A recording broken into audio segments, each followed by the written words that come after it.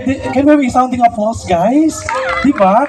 Alam nyo guys, si Glyza, talagang bibigyan talaga siya ng cash para sa debong ito. Pero ang pinili niya, makasama tayong lahat dito.